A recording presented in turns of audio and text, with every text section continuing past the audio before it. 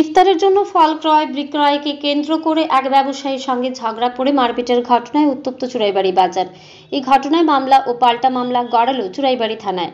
ঘটনার বিবরণী প্রকাশ, গত মঙ্গলবার ছিল চুরাইবাড়ি বাজারের হাটবার। আর ওই দিন পরন্ত বিকেলে স্থানীয় ব্যবসায়ী জামরুল হকের ফলের দোকানে ইফতারের জন্য ফল ক্রয় করতে যায় ফুলবাড়ি পঞ্চায়েতের বাসিন্দা মইনুল হক, বয়স 55।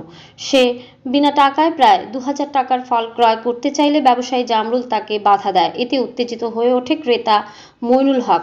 শুরু হয় উভয়ের মধ্যে বাগবিতণ্ডা। তখন দুজনের ঝগড়া শুনে পাশের দোকানের আমিরুল ইসলাম, বয়স 44 নামের অপর এক ব্যবসায়ী এসে সমঝোতা করতে চাইলে তার ওপরও ক্ষেপে যায় মইনুল। এতে মুহূর্তের মধ্যে মইনুল তার বাড়িতে চলে যায় এবং ধারালো দা ও বাড়ির অন্যান্য মহিলাদের নিয়ে এসে আমিরুল ইসলামের ওপর ঝাঁপিয়ে পড়ে।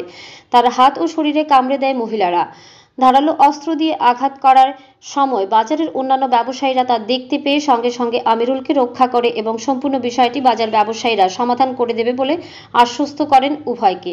পরে বিষয়টি আলোচনার সমাধান না হওয়ার ফল বিক্রেতা জামরুল হক ও মারপিটের আক্রমণের শিকার হওয়া আমিরুল ইসলাম উভয়ই মইনুল হকের বিরুদ্ধে পৃথক পৃথকভাবে দুটি লিখিত এজাহার দায়ের করেন চুরাইবাড়ি থানায়। অপরদিকে মামলার কথা জানতে পেরে সঙ্গে সঙ্গে আক্রমণকারী মইনুল হকও চুরাইবাড়ি থানায় পাল্টা ধর্ষণের মিথ্যে মামলা দায়ের করে বলে অভিযোগ করেন বাজার ব্যবসায়ীরা। বাজার ব্যবসায়ীদের আরও অভিযোগ করেন, ঘটনার 48 ঘন্টা পেরিয়ে গেলেও পুলিশ ঘটনাস্থলে এসে সঠিক তদন্ত করছে না। তারা বর্তমানে সঠিক তদন্তক্রমে ন্যায় বিচারের দাবি জানান জেলা প্রশাসনের নিকট। এখন দেখার বিষয় পুলিশ কি ভূমিকা পালন করে।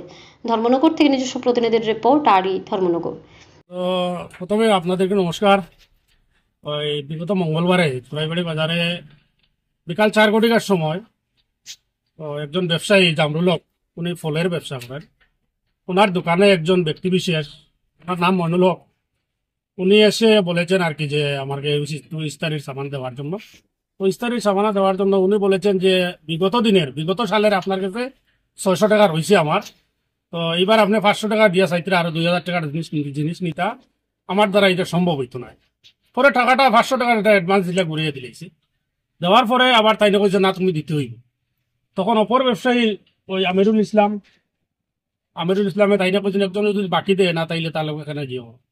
তখন তার উপরে তাই জোড়া হয়েছে আর কি, খুব আক্রমণ ভাবে জোড়া হয়েছে। হওয়ার পরে আমি আইছি, পঞ্চায়েতের ওই প্রধানের শ্বশুর তাই নো আইছি।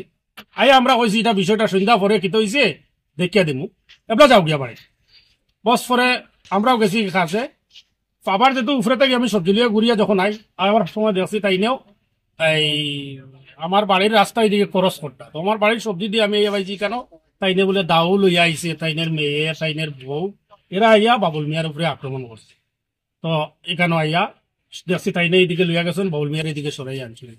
পরবর্তীতে এখানে শোনা গেছে আরেকটা মামলা হয়েছে, বাজার ব্যবসায়ীরা সারা বইয়া এখানের মধ্যে কইছে যে আলোচনা করতে যে যদি আমি বাকি দেই না তাই একজন মানুষ তার বাড়িতে বউ ফুয়া বড়ি আত্মীয় স্বজন লইয়া আইয়া এটা তো করা উচিত নাই।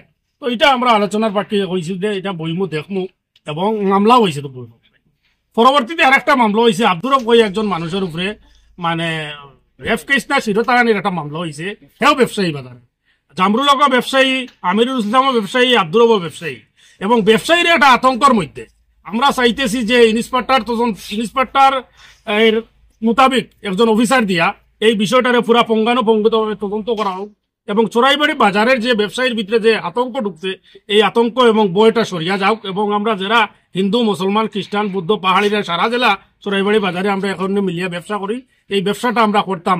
সে ওইভাবে ক্রেতা বিক্রেতার মধ্যে মনোমালিন্য হইতে পারে, তার পাশাপাশি বাড়িতে গিয়া শূন্য সামন্ত দল বল দাঁড়িয়ে আইয়া আক্রমণ করা এটা তো শুভ লক্ষণ নাই। তো আমরা চাইতেছি, আমরা জেলা সভাপতির উদ্দেশ্যে বলছি এবং রাজ্যের মুখ্যমন্ত্রীর উদ্দেশ্যে বলছি, ইন্সপেক্টর পর্যায়ে একটা তদন্ত করিয়া বিষয়টা সঠিকভাবে একটা সমাধান দেওয়া হোক এবং ব্যবসায়ীরা একটা সেফটি দেওয়া হোক। এখানের মধ্যে আমরা শুনছি যে বিরোধী দলীয় কিছু নেতৃত্বরাও এটার পিছনে যোগান দিয়া তোমার এই ব্যক্তি বিশেষের মাইয়া দিয়া কিছু কেস মামলা করাইতরা ব্যবসায়ীর উপরে। তো এটা নিন্দনীয় ঘটনা। আমরা চাচ্ছি সঠিক তদন্ত করিয়া ব্যবসায়ীরা একটা সঠিক সমাধান দিয়া ব্যবসায়ীরা সুন্দরভাবে ব্যবসা করতে চোরাইবাড়ি বাজারের ঐতিহ্য এটাই আমরা সবে চাচ্ছি। এবং আমরা বাজারের যারা ব্যবসায়ীরা আছি এবং বাজার কমিটি এবং পঞ্চায়েতের মেম্বাররাও আছেন, আমরা এটা এজাহার দিছি চোরাইবাড়ি থানাতে। আমরা চাই মাননীয় ওসির থ্রুতে এটা তদন্ত হইয়া সঠিক জিনিসটা হোক।